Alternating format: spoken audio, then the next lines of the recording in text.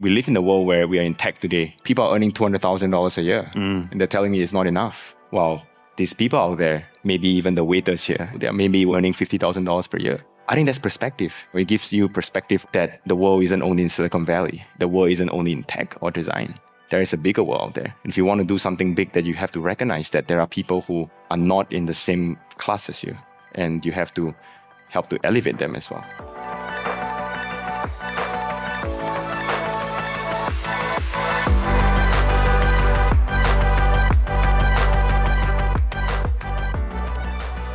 Hello and welcome to the first ever live and in-person recorded episode of Brave UX. As Diletta mentioned, I'm Brendan Jarvis, and through Brave UX, it's my job to help you to understand the important issues and people that are impacting our field of design. I do that by unpacking the stories, learnings, and expert advice of a diverse range of world-class design leaders. My guest today is Felix Lee. Felix is the co-founder and CEO of ADPList, a global platform for expert tech and design mentoring that features over 27,000 mentors from over 150 countries, and also makes possible over 100 million mentorship minutes each year. And I've got to tell you, it's been quite the ride for Felix since founding ADPList just 3 short years ago. He's raised $1.3 million of capital. He's amassed over 120,000 followers on LinkedIn. He's launched the world's first and largest 24-hour design super conference. And last year, he was featured in not just one, but 2 world-class publications, Forbes 30 Under 30 Asia List and Tatler Asia's Gentee List. But now he's here with all of us for this conversation, thanks to everyone at Design Outlook on Brave UX. So everyone, let's put our hands together now and give Felix a very warm welcome to the stage.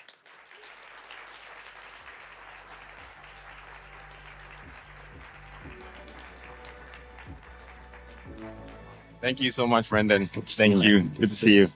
Please have a seat. Oh, thank you, Mike. Thanks, mate. Can I get some water? Thanks, mate. Well, Felix, here we are. We've been talking about this now for quite some time, and I have learnt many wonderful things about you in the last few months as in the lead up to Design Outlook. And one of those things was that before you were a designer and a founder, you were actually an international athlete, participating in a rather high-paced, high-intensity sport. What's the story there? Yeah, thanks for having me, Brendan, and thank you all for coming today. It's my first time in Melbourne, so it's really cold. So I started speed skating at the age of 7 with my brother, and we spent most of our childhood into our teens up until I was 22, and for a good chunk of that time, I was actually part of the national team in Singapore, and I competed in speed skating. And so I participated in games like the ASEAN Games, Commonwealth Game, Asian Games. Well, the only game that I regret not playing is the Olympics. That was the one that I sort of retired before it happened, before we could make it there. So it was a rather long period where I spent, in speed skating. Yeah. What parallels, if any, can you draw between your time as a internationally competitive athlete and what you've now been doing with ADPList? Yeah, ADPList, it's been here for 3 years. We raised capital from one of the best venture capital firms, Sequoia Capital, that funded Instagram, Airbnb, and many more. So we share the same investors. And when you think about startups and I think tech, design, and also the world of sports, the one thing that really relates is the idea of excellence. When I was in the national team, I was training and competing with the best in the world, the best in the country. And you kind of feel the level of excellence rise when you're with the best in your field, and not just in design. And the hard work that it takes to win, one of my mutual friend is the Olympic gold medalist in Singapore. And he won Michael Phelps. right? And so you kind of see and witness the level of greatness and the level of perseverance and hard work that is put into that. And that is why I think that is transferable, because when you have tasted that level of excellence, when you have been there and been around greatness, you know how it looks like, you know how it feels like. It's almost like, you know, you learn a design theory, you wouldn't know how to apply it 100% correctly unless you have been a part of the process. And so I think being part of the group of people who are really good at what they do, I think that has increased the level of standards that I expect out of myself. Well, speaking of those standards and the things that you expect of yourself, I've heard you previously say, and I'll quote you now, the world doesn't owe us a living. Now, I've heard you say this in various different ways, in various formats to various people, and it made me think that it seems like a really deeply held belief that you have. Where does that belief come from? If you look at Singapore's history today, we're close to 60 years. Today, we're one of the wealthiest countries. 60 years ago, we were a third world country, if you study the history of Singapore. We were kicked out of Malaysia in 1965. We gained independence on August 9, 1965. We had nothing to our name back then, you know, nothing to Singapore's name. And today, you know, we have everything from Marina Bay Sands to Max Verstappen racing across the streets every September. And that wasn't by accident. You know, it was a lot of, now we're on our own. What do we do? Do we borrow money from neighbors? Do we put systems in place? And I think one of the most profound thing about Singapore's history is that it's a reminder that, you know, you kind of have to start everything from yourself. You know, your belief, what your vision is. And the vision at that point was to take Singapore from a third world country to a first world in a span of 50 years. You know, and we did that. And a lot of people ask me, you know, why do I spend more time in Singapore versus in San Francisco, where I spend a few months there every year? And it's because in Singapore, you simply get the inspiration of, you know, all of this was built and done, you know, from the ground up. Hence, you know, get your hands dirty. And I think it's a reminder that, you know, you have to put yourself in a situation no one's coming to save you. You know, when you're kicked out of the country or when you're fired from a company, you could be sad for a few days, but you have to pick yourself up. And I think that to me is a reality, you know, that we live in. I get the sense also that your parents have played quite an important role in the way in which you see yourself in the world. Yeah. Can I have some water as well? Oh, absolutely. Thank you. Yes. How rude of me. Thank you. I'll just put that on the floor. You know, so I grew up in a family of bakers. It's interesting. So we own a small bakery in Singapore where my grandfather had started. And so growing up, my childhood was very different, right? I wasn't out in the playground running with friends and whatnot, but I was in a bakery. We had a 2-story, you know, it was like a shop house, and the house was on the second level. And every time that I wasn't doing my homework, I would be down with my grandparents and helping them with the store. And I think that shaped a big part of me, you know, throughout my childhood. And it shaped the fact that you should be out there, I think, hanging out with people of different classes, selling things, you know, interacting with strangers. But I think most importantly, to witness the level of hard work that is being put into it, right? I remember, you know, my grandma is, I think, 82 this year. And she recently cut her finger, so she had to go for a huge surgery. And boy, I was in the hospital and I was like, you know, you're working at 80. And my parents as well, they're, you know, waking up at 5 and every day to prepare for the bakery. And I think that's a good reminder that, you know, we live in a world where we are in tech today. People are earning $200,000 a year and they're telling me it's not enough. Well, these people out there, maybe even the waiters here, you know, they're maybe earning $50,000 per year. I think that's perspective. You know, it gives you perspective of that the world isn't only in Silicon Valley. The world isn't only in tech or design. There is a bigger world out there. And if you want to do something big, that you have to recognize that there are people who are not in the same class as you. And you have to help to elevate them as well. Well, speaking of perspective, one of the perspectives that I was interested in learning more about is the perspective of being a young founder. You were 23 years old when you founded ADPList, and I think you told me just in the green room before that you're turning 27 soon. Yeah. And one of the other things that I've heard you say, and I'm going to quote you again now, is that every single day I wake up and say, no, I'm not going to negotiate with my doubts, with my fears, with this self-imposed belief. Then I have to overcome that challenge. What is the fear that you most often contend with? Well, I think the fear is to be mediocre, to be like everyone else. And I'll tell you why. So there is this powerful quote by Nike. They ran this ad, I think, in the 1980s. It goes something like that. There are neighborhoods that you don't belong in, clubs that you cannot enter, schools that you can't get into, but the roads are always open. So just do it. And I think, throughout our lifetime, I think there's a lot of things where, we might not belong in there. Maybe not this room, maybe not the other room, maybe you're feeling some of that right now.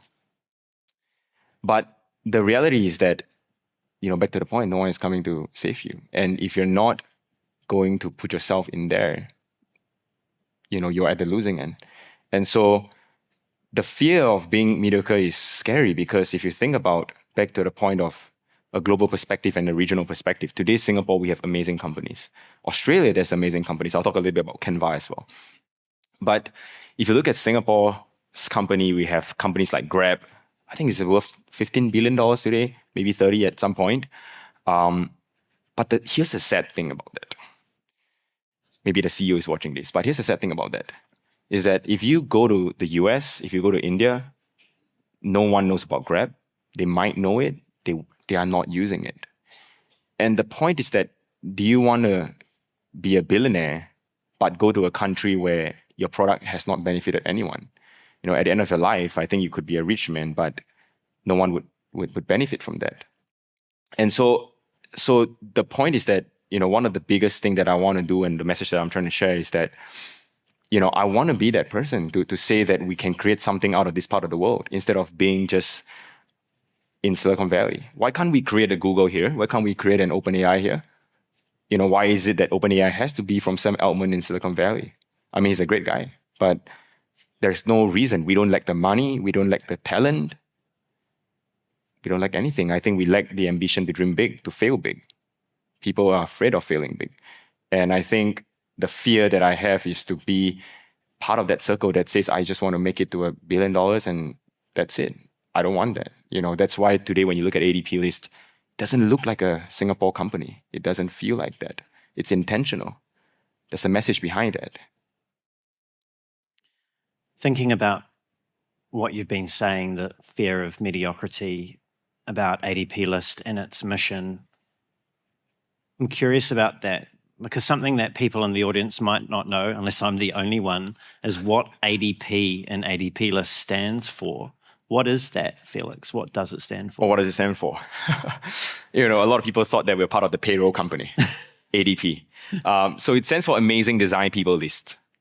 So we started with designers. I'm a designer myself. We started with designers, and that's what it stands for. It started in pandemic, so that was to help people get jobs and mentorship during the height of pandemic when people were losing their jobs. And I've noticed that the vision for ADPList seems to have grown broader than just design, probably why I didn't understand that it was awesome design people to start with. I've seen you've added disciplines like product management and engineering and other things in recent years. In recent time, yes, the company's been around for three years. You've been a very, very busy person. What is the vision for ADPList? For a very long time, people call us an education company. For a very long time, people look at us as a mentorship platform. I think we're bigger than that. We're a human transformation company. And here's why, Brendan. Because when we put two people in the same room and have conversation, both of them walks out of that conversation a little bit more inspired, a lot more motivated. They gain a lot more perspective. And one of our taglines is called Be More. We hope that when you walk out of that conversation, you're able to get inspired to want to be more of who you want to be.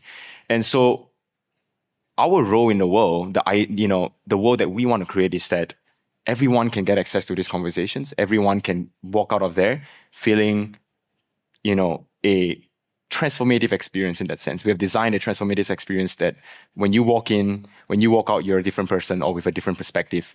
And that's how I would describe ADPList, as a company and as a community. You've previously said, and here comes another one of these quotes that I have, when you look at ADPList, a lot of people say it's a website, it's a platform, right? But the majority of people here today say that ADPList is a community. I think that's the most amazing thing any founder could hear. Why is that? Well, today, apparently a lot of designers associate profit with evil.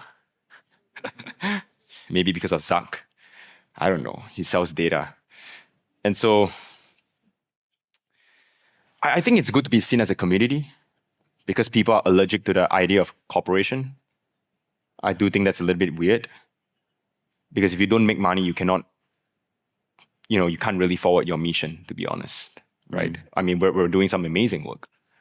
But if we don't make money, if we don't expand, if we don't fundraise and everything like that, whatever that we're doing is just going to be whatever that we're doing. It's not going to get, into a bigger scale. And so I think there's a fine balance when you look at CEOs and when you look at companies, is that they should be making money and they should be using that money to forward their mission. Now, the point is that some people don't, some CEOs don't, obviously, and it becomes a sort of like an evil billionaire situation. But that's not how it is, that's not how we want to be. So I rather we be called a community than a company, just because for the sake of perception. And I'll end off by saying that, there's this quote by Walt Disney that I really love, which is called, that he says something that really inspired me was that, I don't make money to make movies. I make money so that I can make more movies. And the essence of that quote is that money is here to fuel your mission for the world. And I think that it's a means to an end. And I think that's always a powerful message. Thinking about this idea of community and the fine line that it sounds like exists between being perceived as a community and also being a corporation with a profit incentive to make money, to continue to do the things that you're doing. From the outside looking in, it seems at the moment that ADPList is still searching for a sustainable revenue model. And I was curious about your thoughts of the line that you may walk between the mentors and the people on the platform and the company's desire and need to continue to exist. Oh, wow, that is a... I got a little bit nervous there because everyone asked me for my business model. I'm sure a lot of you are curious. Are you curious? Oh, all of you are curious. Wow. So I'll break it down for you, Brendan. I'll break it down for everyone. So I don't know who here works for my competitor, but hopefully you are. Just feel free to share the message out. Paid mentorship doesn't make sense. It wouldn't make us a big company either way. It wouldn't make sense for mentors. It wouldn't make sense to be the next big thing. And here's why. Mathematically, it just doesn't make sense. So a lot of people like to draw comparison to Uber and Airbnb. It's like mentorship. You're a mentor. You charge like an Uber driver. But let's just put in this perspective. Uber is a high-frequency product.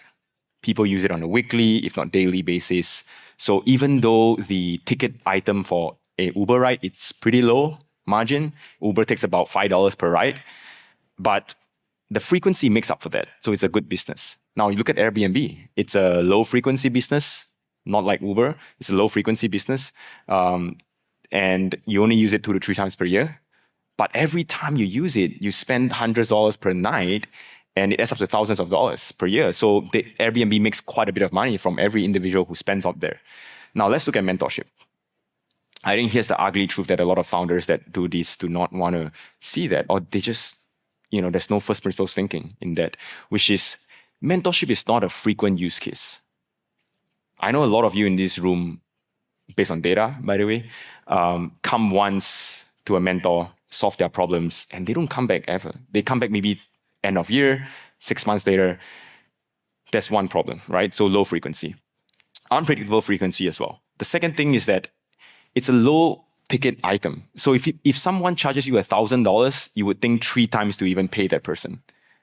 Now, if they charge you $100, it makes sense, you pay for it. But the profit margin as a company is really low. I take $10. And because it's so low, plus a low frequency, I make about $20 or $60 positively from you per year. Now, $60 per user. That is a pretty good revenue, to be honest. But let's put one last piece to that, which is that not everyone is motivated enough to get a coach or a mentor. You look at your siblings, look at the people around us, look at your friends who are not in this industry. They're not motivated to get a mentor or coach. So you are serving a very, very small market, small frequency, and small ticket size. I could make $50 million off that today, but it would never make me a company that's able to compete the likes of LinkedIn. Would I want that? No. I don't want my legacy to be a $50 million, $100 million guy. I'd rather compete with the likes of Google and LinkedIn. We die by the sword there. It's a high risk that we're doing this. It's an extremely high risk that we're doing this. But back to the point. That is the legacy that we want. That is the dream that we're chasing after. Now, if you want to ask about the business model, it's simple. As the network grows, it's like a social network. We get more users because it's free, get more mentors and whatever mentees, members we call it. It's easy. It's recruiting and hiring. As your network gets bigger, as mentors meet more people, they verify more people on the platform. Recruiters are willing to pay for that. We're able to provide opportunities for people and recruiters pay for that. And recruiting is an expensive business. It's a high frequency business. That is $1 billion opportunity, multi-billion dollars opportunity. Why not take that? Why do I settle for $100 per session? I'd rather give it to everyone for free. So you're going all in, it sounds like. I'm going all in. I might not be here in the next 2 years, but I'm going all in. But if I do make it, then I think it's going to be a hell of a story to tell. Speaking of that story, one of the things that informs, I think, the narrative of any company, or certainly of us as people, is the mission that we see ourselves on.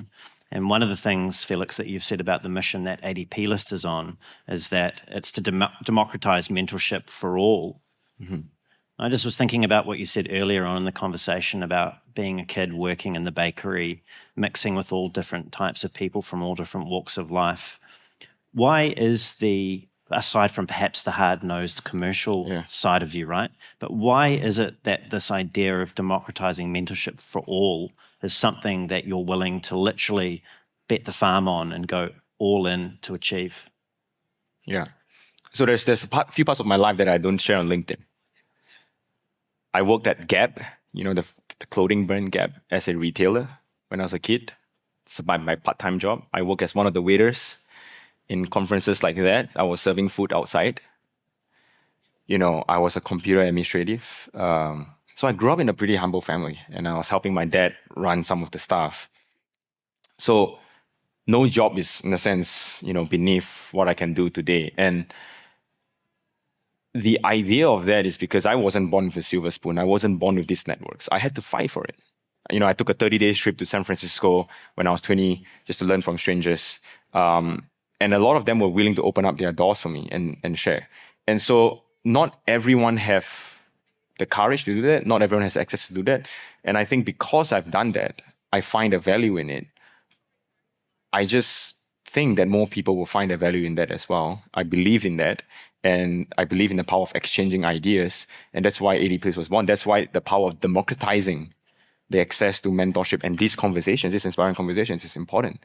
Because perhaps the next Einstein, is lost somewhere and no one is there to pick them up. And hopefully one day we get to inspire someone through our platform and pick that person up and say, hey, there's an opportunity for you. One of the stories that Felix doesn't often tell, and in the nature, the good nature that we're sharing stories that hopefully someone out there can find some value in, is that ADPList is actually Felix's second company. When he was just a teenager, he founded with his brother, after borrowing $5,000 from his parents, which was a lot of money to them, his first company called Pakdat. And it was sold to an Indonesian company for $250,000, or so you thought, right? Mm-hmm. What's the TLDR of that story, and what did it teach you about life? Wow, that was a tough story. I wouldn't share this, but thanks for bringing it in public. You're welcome. My brother and I started this company called Pakdat. It's a trip planning platform. With $5,000, we survived for 3 years throughout our high school. And by the end of it, we sold that company, so we thought, I was 21 years old, for $250,000. Now, we only got $20,000 of that. The rest of it didn't come to the bank. And they simply just didn't want to pay us. And so as a 21-year-old kid with not so rich family, you could think about, let's sue them, right? These are very rich people. These are very rich people. If you sue them, they're going to counter-sue you and they have more money to fight the lawsuit. What do? You walk away from it. Those are money lost. $250K would have changed my life, I'll tell you that. So what I took away from that episode of things, it was traumatizing, by the way, was that I had then exponentially grow beyond what a 21-year-old kid would have grown, because I've seen the reality of humans. I've seen the reality of business. There are wolves in business, right? And that's why I always telling designers, don't be so naive, because when you reach the C-level executive, these are things that happen. And so I became someone who I think was a lot more cautious, but I think also a lot more aware of the realities of the world. There's good and bad side. You might be here trying to change the world, but the next thing you know, I might get fired as a CEO by the investors. So I think that has grown to be a part of me, to be aware of how tough real life can be and real business can be. And I think that still continues to be a big part of me today. Speaking of tough, one of the things that Felix, that you did was not go to university after Pactat was sold. Yeah. You actually opted to join the military, which to me sounded like quite a tough decision. And you've previously described your time in the military as simultaneously one of the best and worst times of my life. Yeah. What was it about that choice to spend that time in the military that made it both of those things? Well, I think, not everyone knows that I go to military. I think everyone must be thinking like, oh my God, this guy does everything. All of your secrets are coming out today. Yeah, so I don't put it on LinkedIn as well, by the way. It's not a part that I'm particularly, keen on sharing, but I thought it was interesting. So every boy and man in Singapore, at some point, they have to opt in and say that they need to go to the military. So it's compulsory in a sense. But I spent 2 years in the military, and I was a combat medical specialist. So that means that I go out there in the field, I fight, but I also heal people. Boy, that was tough, because in the military, you don't get freedom to talk. You don't get freedom to make your own choices. People just tell you to shut up, move on, suck it up. And I think that's the life for 2 years. Can you imagine? 2 years. And worst thing was that I was very defiant. And so I'll give you an example. I'll tell you a quick story. So I was so defiant to a point where people started bullying me. I would walk into a room and I would have on a whiteboard, it would say Felix is a slacker or whatever they want to call it. Now, I was simply just doing freelance work outside of that. I was doing design work. So I didn't want to hang out with people. I said, you guys can do your own thing and whatever. I'm not going to try to hang out. And then obviously I got sort of bullied for that in that sense. Now, that is just one part. And then your superiors start bullying you, the bosses, right? They will come in, there's a room of 100 people and they're like, oh, I need someone to throw the trash. It's like, oh, Felix, throw the trash. So you get targeted for that. It was a tough 2 years. But the best time out of those were the times where I spent in the jungle with my friends. There was once where I spent 14 nights in the jungle of Singapore and we were doing a tough training. So by the end of the training, we were supposed to go out there and, fight this simulated war. And so spent 14 nights. It was very tough. We had to kind of survive on our own. And, there are some nights there where you just don't feel like doing anything. I think those were the nights where someone, who is positive would say something nice and say something positive and said, hey, there's 2 more days, 3 more days, let's look forward to that together. And when someone is positive, it's actually really infectious, especially in times of, sort of like depression or whatnot. And so that was the biggest learning for me, was that, you have to start to hang out with the right people because these people bring the best of you. And I think the 2 years, I was lucky enough to have been bullied, but also to have been hanging out with the right people that took me took me into a place where I've never been before. That sounds like a really challenging situation at quite a young age for anyone to experience. And I suspect that there's many people out there in the audience that, although they may have not served in the military, can relate to what you're saying. In some work environments, they're not all that great. I'm thinking about the work environment now, and thinking about your formative experiences in organisations like the military. How, if at all, have those shaped the way in which you treat, lead, and manage your own team? So I'll share two frameworks. I think one is about a leadership philosophy that I love, which is that courage isn't something that you can find inside of yourself. So if today you're looking to switch a career or you're looking to quit your job, it's not something that intuitively you would be able to do it. It's just impossible. Courage is found by the people around you. And I'll give you a quick metaphor on that. So when you think about jumping off a plane, when you skydive, you don't actually want to jump off the plane. It's the parachute that gives you the courage. It's an external support. And so when you relate that back to leadership or in your own life, is that when you want to make tough choices and tough decisions, it's actually something external. It could be your friends or your family and said, go for it. I'm going to support you.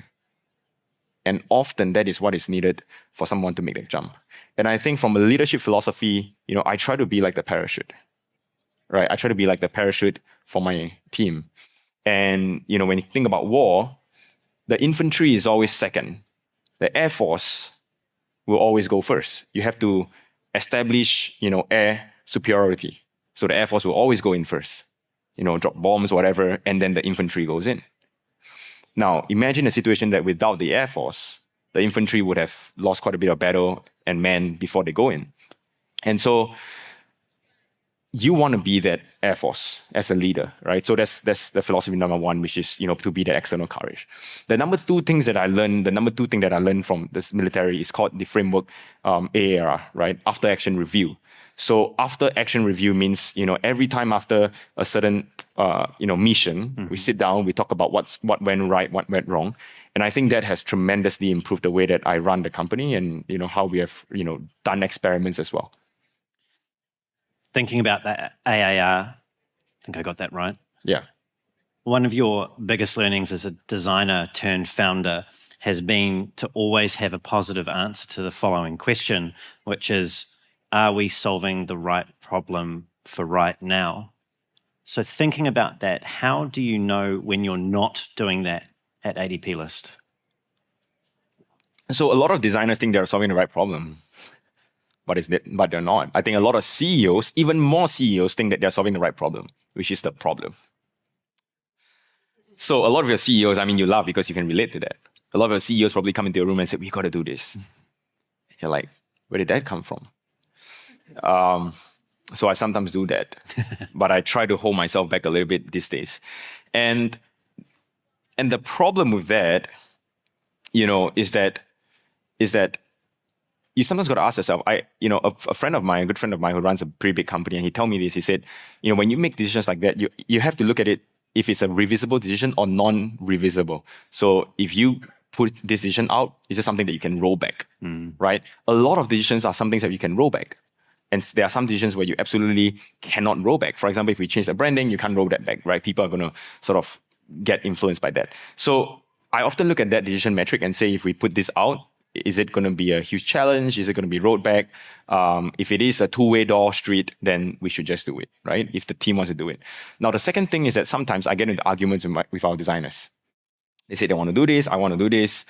And the reality is that I often let them do what they want to do. And not because I'm one of those empower your team kind of CEOs. Even though that is part of the reasons. But the bigger reason is because I ask myself this question. If this decision is made by me or made by them, would the company actually have a big difference in terms of the outcome, right? Would we actually die because this was not my decision? Like 100% of the time, the answer is no. You wouldn't die, or you wouldn't be $1 billion suddenly just because of this one decision. So I have learned to disagree and just commit to them. And I think in that sense of give and take, they allow me to make decisions that are bigger, right? So if they want to run an experiment, I said, okay, what's the rationale, everything, go for it. Because the company doesn't depend on that to survive or to die. So just go for it. But there are some decisions where you have to just take the lead on that. How much of a struggle is it for you to kill your own darlings? Oh, that was big, like a big struggle. I mean, everyone can feel it. It's a designer, right? To be able to say that you want to let someone else's experiment go first before yours. It's a big struggle, but you learn to grow with it. You learn to just say, screw it, like just do it, right? And I think we have run like thousands of experiments, and I think I have run my fair share, and I've been proven wrong a lot of times. So these days I've learned to be much more humble with that. You've also got another, I don't know if what you'd call this, a saying that you often use, and I imagine you use this internally as well, correct me if I'm wrong, but it's this distinction you've drawn between designers needing to be clear, not clever. What does that mean in practical terms? Yeah, so if you look at in practice, a lot of designers or even product managers, I think they try to be very clever with things like AI, with things like, latest design trends and whatnot.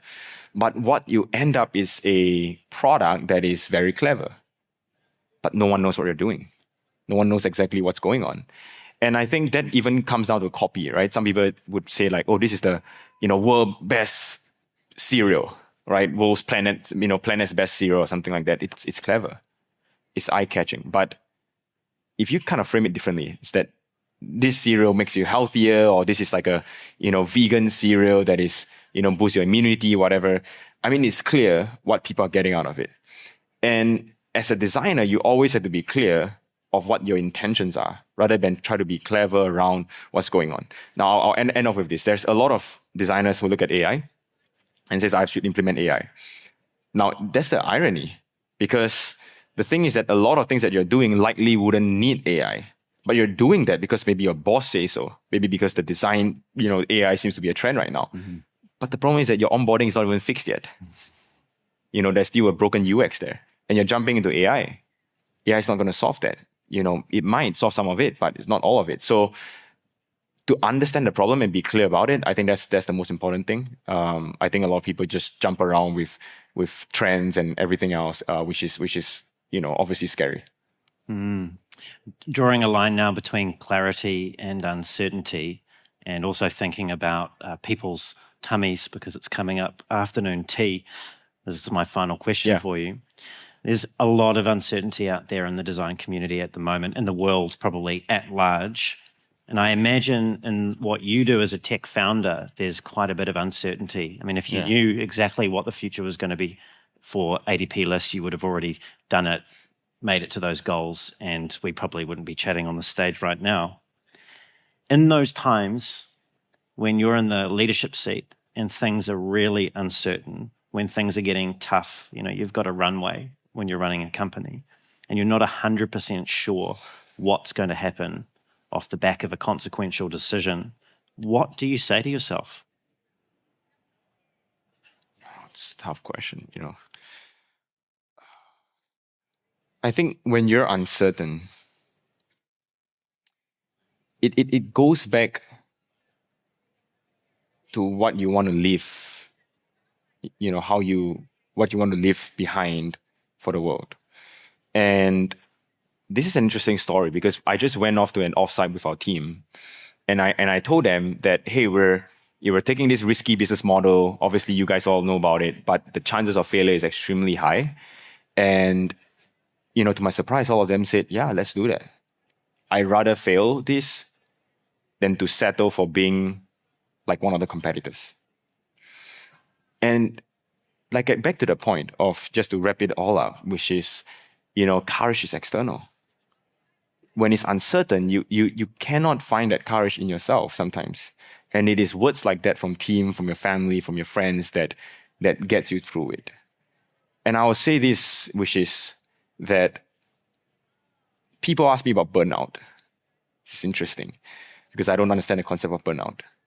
I'm a workaholic, and I'm not afraid to admit that. And some people said, don't you burn out? I said, no. The days that you don't feel like working are the days that you should work. Because those are the days where you push above your limit. I'm not asking you to go 100% on the day. You could be 1%, but I just need you to show up.